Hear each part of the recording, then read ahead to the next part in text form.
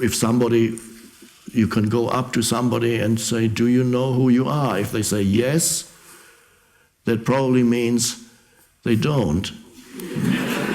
because they only know that which they can name conceptually, and they think that's it. But if they say no, but you have to listen to see what kind of no that is, whether it's a no that is a no that says, I don't know, but I really should know. No, I have no idea. But if there is another no, which is the no of the Zen master, who says, I have no idea who I am. And then he says, do you know who you are? No. And this is the most wonderful thing, to find that place in yourself that you cannot really know conceptually. There's nothing really that you can say about it. One could try and say it's very still or something, but there's limited too. And that's the place of where you really know who you are non-conceptually. But from the level of concept, from the perspective of concepts, you don't know who you are anymore. So you become comfortable. On one level, you know who you are, obviously. You have a name and a past and a history and relationships and a work situation and a home situation and a health situation. On that level, of course, you know who you are. But on the deeper level, you have to become comfortable with not knowing who you are, and only then can you access the deeper level of who you are. If you're uncomfortable with not knowing who you are, you will immediately jump out of that stillness and take refuge in the mind and start thinking about your life again. I must remember who I am. Some people have a fear of going to that place of not knowing who they are. That place of not knowing who they are, by the way, also includes, when you're very deeply in that, then you also don't know who other people are conceptually, and you become comfortable, not continuously. There may be a time and a place for knowing people conceptually, but you can never relate deeply to another person if the dimension of depth is missing and all you're relating with is on the dimension of mental judgments of the other person. So then you don't know them. So you become comfortable with not knowing who you are, and that includes not knowing who another person is, and being comfortable with meeting a person and having no judgments in your mind, no conceptual thoughts about who or what kind of a person that is. And sometimes you can sense things about that person and without anything formulating in your mind. And there you can connect on that deeper level. So becoming comfortable with not knowing, just like, as I said before, Socrates, the very foundation for all his teachings is he has no idea to start with. The starting point and Socrates, a great philosopher, the starting point for his philosophy, as he himself said, I am the wisest of all men because I am the only one who knows that he knows nothing.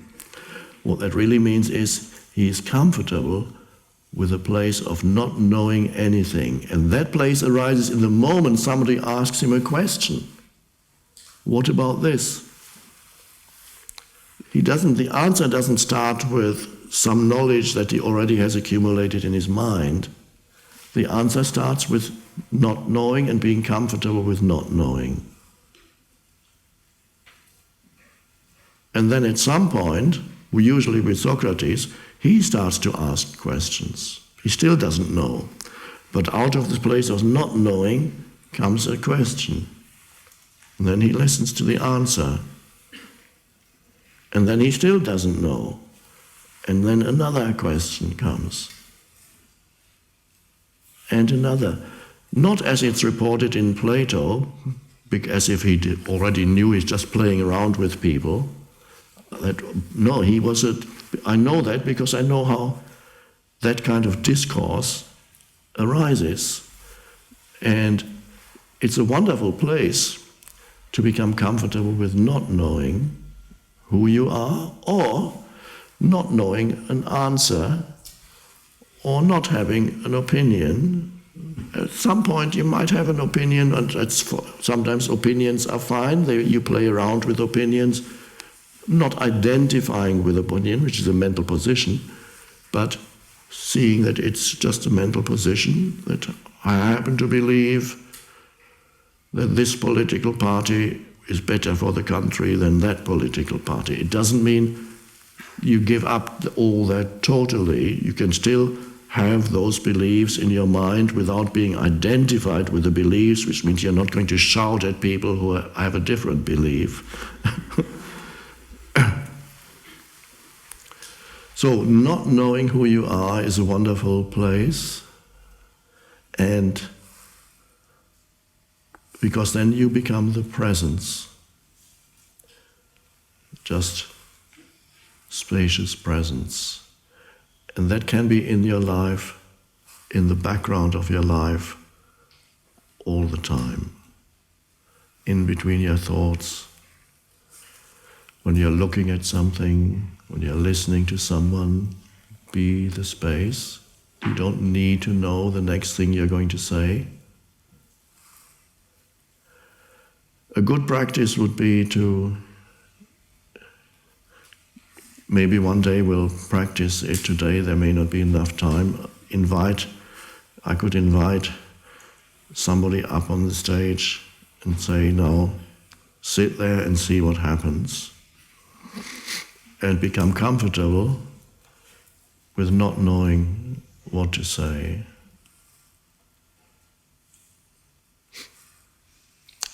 For many people it would be a nightmare. Some people have had nightmares where suddenly the curtain opens and they're on stage and there are 2,000 people there and you don't know your lines. And public speaking, therefore, there are many people for whom public speaking is the most stressful thing ever. If they could go into that space of becoming comfortable with not knowing and just being the presence, and for a while they would say nothing, and then some words would come, and they might be words like, I have no idea what's going to come out of my mouth, and that's fine.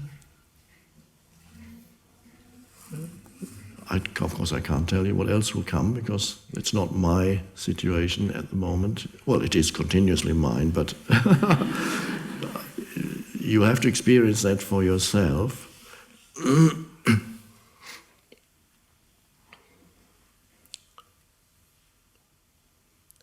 So in that not knowing, there is a deep knowing, because you're going to the source of all knowing. So you can know anything through concepts or through the presence that is deeper than concepts. And the two may operate in your life. If you are balanced, then you go into a forest, walk through a forest, and for a while you might say, oh, that's such and such a tree, or this forest, you might have knowledge about this forest, and the birds, whatever you see in it, and to apply it, you look at it through concepts, you can talk about it, and then a time may come when you let go of that, and now you're looking at the same tree that before you named mentally, you're looking at the same tree without naming it.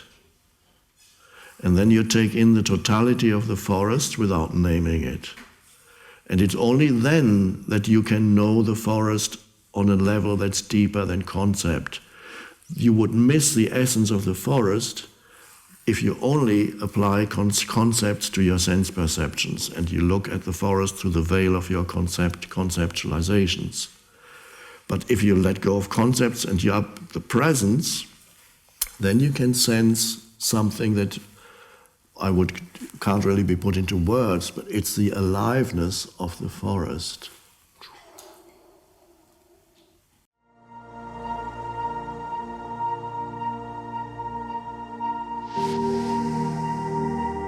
This mind-made sense of self is also much more focused on the negative than the positive.